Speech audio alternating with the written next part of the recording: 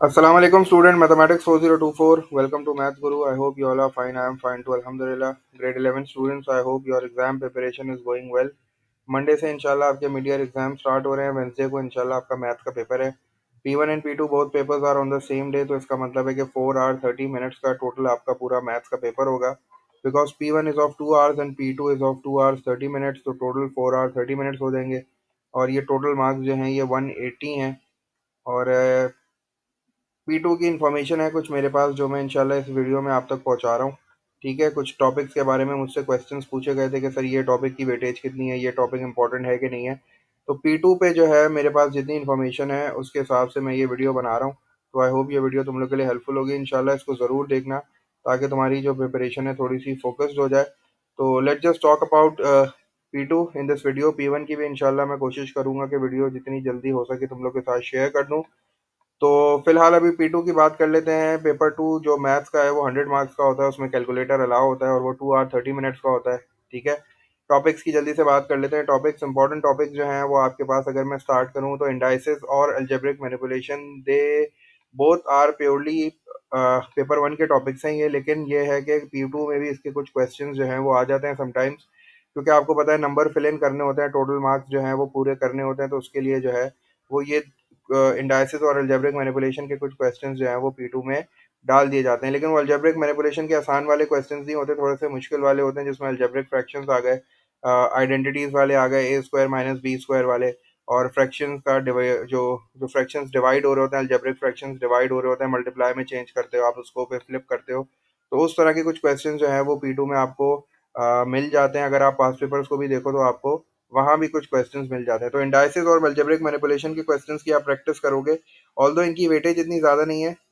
अगर रफली मैं बोलूँ तो दोनों को मिला के जो है वो 10 to 12 मार्क्स जो है वो बन सकते हैं मैक्सिमम, इससे ज़्यादा नहीं होंगे। तो इसकी भी अच्छी तरीके से जो है वो P2 के लिए प्रिपरेशन कर लेना। P2 के जो पेपर्स हैं, एग्ज़ाम पेपर्स जो होते हैं, तो वहाँ से अगर तुम पिछले 5 सालों के P2 के अलजेब्रा और इंडाइसिस के क्वेश्चंस की प्रैक्टिस कर लोगे तो मेरे ख्याल से वो इनफ हो जाएंगे।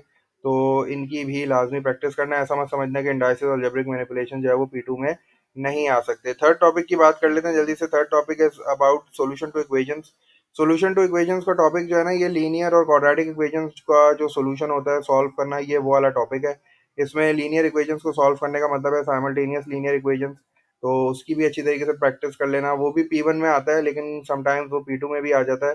P2 में आएगा तो थोड़ा सा उसका डिफिकल्ट सा क्वेश्चन होता है, क्योंकि P2 में कैलकुलेटर अलाउ होता है। तो ये थोड़ा सा जो है ना आपको क्वेश्चन जो है वो कॉम्प्लेक्स देगा, जिसमें एक्स और वाई की जो आंसर्स हैं मे बी पॉसिबल वो फ्रैक्शंस में भी आ सकते हैं।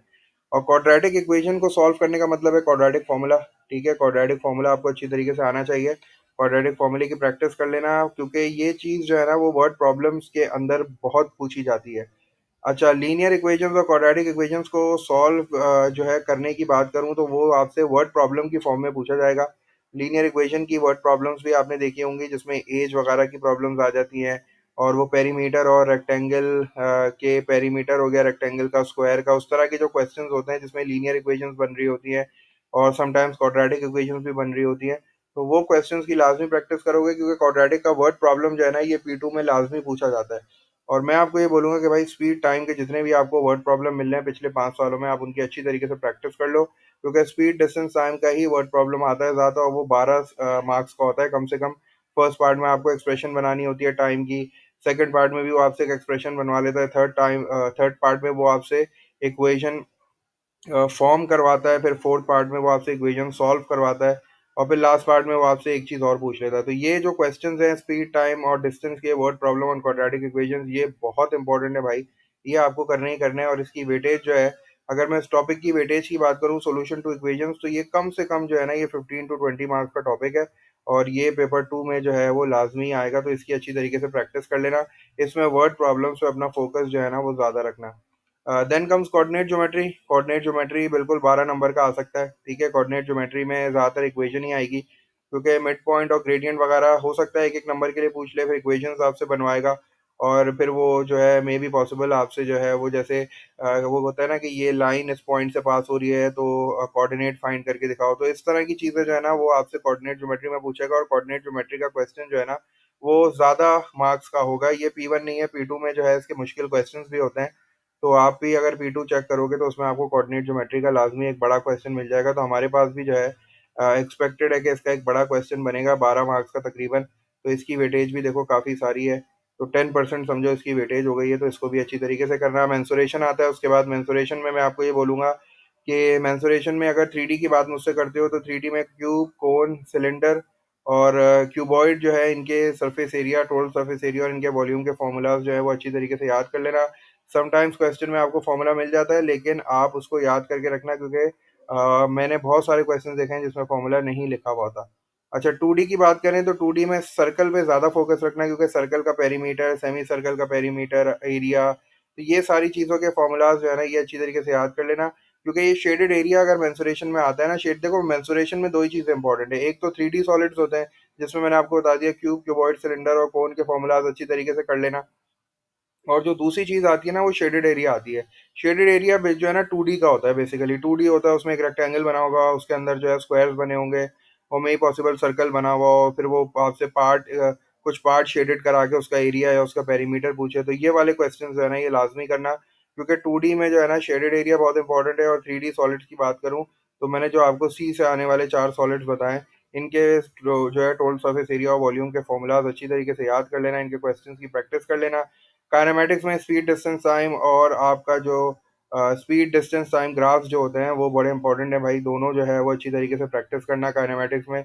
और फंक्शंस भी बेसिकली P1 का टॉपिक है, लेकिन ये भी जो है वो नंबर्स फिल इन करने के लिए जो है ना समटाइम ये P2 में भी आ जाता है। तो हमारे पास भी मे बी पॉसिबल इसकी जो है प्रोबेबिलिटी थोड़ी सी है, लेकिन वेटेज इसकी कम होगी है। 4 to 6 मार्क्स से ज़्यादा का नहीं होगा P2 में।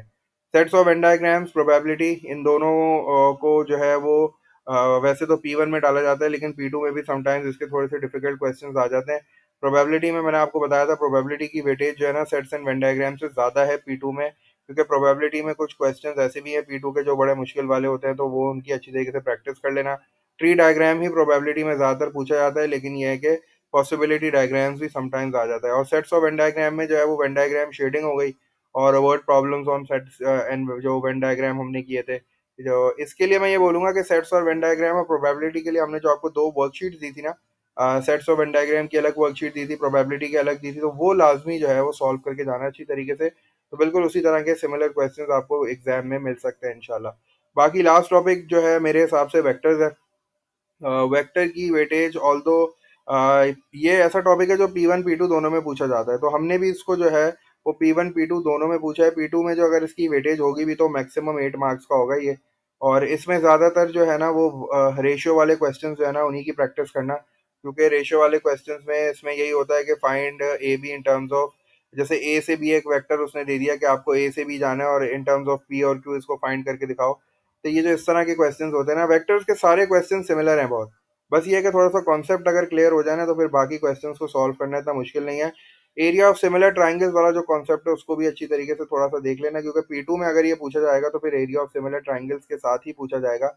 अगर ये एरिया ऑफ सिमिलर ट्राइंगल्स नहीं पूछा जाता तो फिर इसकी वेटेज बहुत कम होगी, 4 से 6 मार्क्स का होगा। इससे ज़्यादा वेक्टर्स जो है वो और इसमें कोई डिफिकल्ट चीज़ नहीं है जो पूछी जाती है। तो ये थोड़ा सा एक जो है वो रफली तुम लोग को मैंने गाइड कर दिया कि भाई कौन कौन से टॉपिक्स हैं और उनकी वेटेज कितनी है।